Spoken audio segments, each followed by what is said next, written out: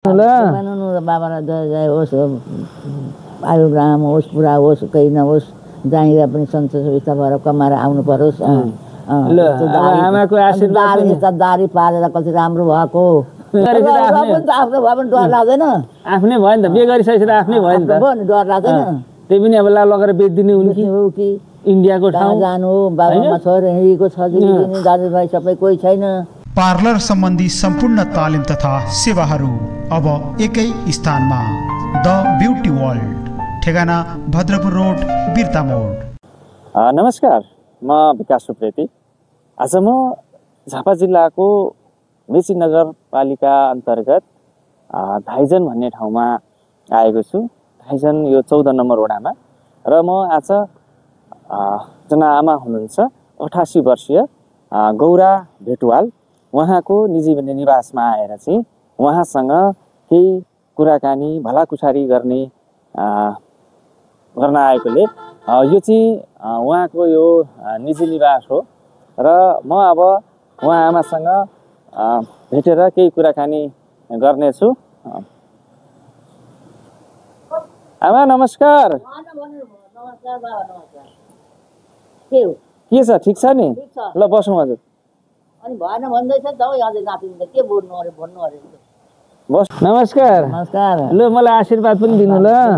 बाबालाई जय होस्, आयुग्राम होस्, पुरा होस्, केही नहोस्, जहाँनिर पनि सन्तोष सुविस्ता भएर कमाएर आउनु परोस्।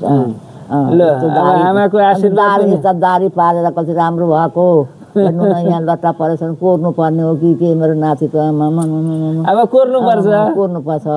जुम्रा परे कि क्या हो के छ है, जुम्रा परे जस्तो पो लाग्यो म त हप्तेरी गाउँ परेर जुम्रा परे जस्तो देख्यो। अब जुम्रालाई छोड्दिउँ कि अनि के छ, सन्चै हुनुहुन्छ? सन्चै छ बाबा, सन्चै छ, आरामै हुनुहुन्छ। कति वर्ष पुग्यो अनि? म 88 भने नि त। 88 वर्ष पुगिसक्नु भयो अनि यति तगडै हुनुहुन्छ त? 88 मा हिँड्दैछु। पुरै तगडा हुनुहुन्छ त अनि? अब त्यो त खोइ म देख्दिनँ कस्तो छु, थाहा छैन। मकै पनि खाइन्छ कि क्या? मकै त खान्न। ए दाँत पनि रहेछन् नि त अनि? दाँत त छन् अगाडि। अनि आँखा कतिको देखिन्छ? आँखा देख्छु अहिले। ए हो, कान पनि सुनिनु रहेछ नि? सुन्छु। अनि के यसो बाहिर फेर यताउता हिँड्न पनि सक्नुहुन्छ? हिँड्छु बाबा, हिँड्छु। माथि छोरीले चढ घरमा जान्छु, तल माने छोरा कहाँ जान्छु, हिँडेरै जान्छु।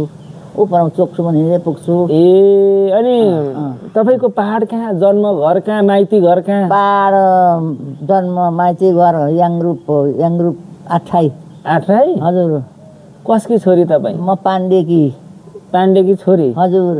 माता पिताको नाम चाहिँ के हो? माता पिताको नाम भगीरथ छ। ए रविलाल पाण्डे। आमा काशीमाया पाण्डे। कि कुन सुपुत्री तपाईँ? कान्छी। हजुर। ए कतिजना तपाईँका दिदी बहिनी दाजुभाइ चाहिँ कतिजना? मेरा 4 जना दिदी, 4 जना दाजुभाइ। ए तपाईँ चाहिँ कान्छी? म कान्छी। ए मतलब प्यारी छोरी? प्यारी छोरी। माइत कि प्यारी छोरी? प्यारी छोरी हो। अनि कति सालमा विवाह गर्नुभयो? 7 सालमा। 7 सालमा विवाह गर्नुभयो। स्कुल चाहिँ जानु भएन? स्कुल पठाएनन् बाबा, पढाएन, त्यतिखेर पढाउन चलन थिएन। अनि स्कुल जान्छु भन्नु भएन? एक दिन गयो कि मास्टरले कुटो रुचै आएन। ए हो र? कुटे? जानै मन लागेन? जानै मन लागेन। किन कुटे त अनि? किन कुटे? पढ भनेर। ए फटाइ गरेर त होइन नि? फटाइ गरेर होइन। ए पढ भनेर त्यसरी। अब जानेको थिएन के पढ्नु? अनि कुटे नि? अनि मास्टरले कुटो आएँ फर्केर। ए अनि म त स्कुल जाँदिनँ अब? जाँदिनँ स्कुलमा, होइन पढ्ने गएको होइन, बस्न त्यतिकै हेर्न जानु भएको? हेर्न गयो कि बाबा? हेर्न जानु भएको भनिसकेपछि अनि 2012 सालमा बिहे गर्नुभयो? 12 सालमा होइन हौ, 7 सालमा। ए 7 सालमा बिहे गर्नुभयो? अनि तपाईँलाई त बिहे गरेर जाँदाखेरि अर्काको घरमा के होला कसो होला भन्ने कस्तो भयो, त्यो अनुभव केही छ? अलि मनमा डर त हुन्छ नि हौ, केही न केही अलिकति अर्काको घरमा क्या हो कसो होइन। पहिला अर्काका घरमा कान्छी छोरी भएर एकदम दाजुभाइ बुवा आमाको माया पारेर बसेकी, पुलपुलेर बसेकी अर्काको छोरासँग गएर बस्दा डर हुँदैन? कस्तो परिवार हो, के हो कसो हो भन्ने डर भयो। अब सासूले के भन्ने हुन्, ससुराले के भन्ने हुन्, नन्दा आमाजुले के भन्ने हुन्? बाबा ससुरा त देखिनँ मैले। ए देख्नु भएन? देखिनँ। ए हुनुहुन्न थियो? अनि विवाह गरेर तपाईँ कहाँ जानुभयो? कुन ठाउँमा जानुभयो? आसाममा। ए डाइरेक्ट आसामबाटै तपाईँको पहाडमा बिहे भएको? ए जन्ती बारात ओ, नै आसाममा यही म जस्तो ठाउँमा यहाँ हाम्रो शासनमा भागेर आएको ठाउँमा मलाई बिहे गरेर मेरो श्रीमान जानुभयो आसाम। ए तपाईँसँग विवाह गरेर चाहिँ श्रीमान त्यतिखेर लाहुर हो? लाहुर पनि हो, मुङलान पैसा कमाउन अब भनेर जाने चलन थियो। आसाम जानु हो। अनि एकछिन है, तपाईँको श्रीमानको मूल घर चाहिँ पहाड कुन ठाउँ थियो? पहाड कोया खोला। ए कोया खोला थियो। तेह्रसम्म पनि भन्छन् कोया खोला। ए कोया खोला भन्छन्।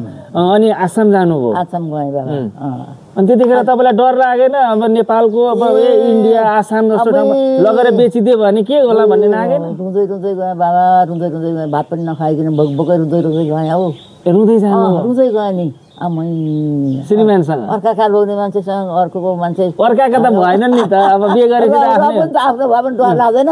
आफ्नै भयो नि त, बिहे गरिसकेपछि आफ्नै भयो नि त, डर लाग्दैन? त्यही पनि अब लगेर बेचिदिने उनकी हो कि इन्डियाको ठाउँ जानु, बाबामा छोरीको छ दाजुभाइ सबै कोही छैन, अनि डर लाग्दैन?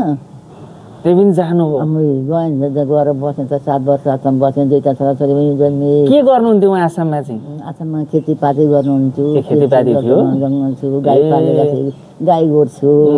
अनि म पछि 7 वर्ष बसेर आएँ। फेरि श्रीमान उहीँ बसेर भैँसी गोठ पाल्नुभयो। अनि बसेर म आसाम अनि त्यति भएपछि 2टा सन्तानमा जन्मिसकेपछि तपाईँ मात्र एक्लै आउनुभयो कि? फेरि आसाममा मलाई पुर्याउनु भयो। ए पुर्याउन यहाँ आउनुभयो, पहाड पुर्याउनु भयो? पुर्याउनु भयो नि।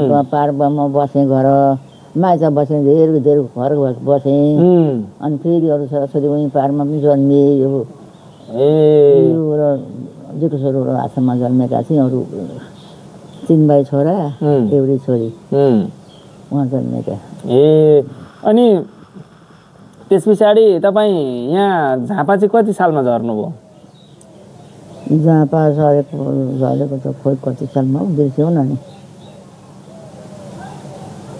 थाहा भएन। 22 सालमा। 22 के भने 22 मा त कान्छो जन्मेको होइन। 20 सालमा झर्नुभयो? 1.5 वर्षको राखेँ है कान्छो छोरालाई यहाँ। 1.5 वर्षको छोरो चाहिँ तपाईँले च्यापेर लिएर आएर चाहिँ यहाँ के यहाँ चाहिँ कस्तो थियो यो बुवा बस्नुभएको थियो? अहिले त्यतिखेर यहाँको ठाउँ कस्तो थियो?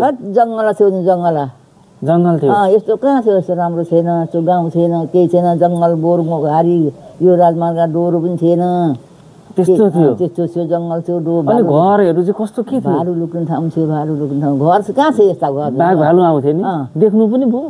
देख्न त देखेन, र पनि छ हुन्छ अरे भन्थ्यो क्या।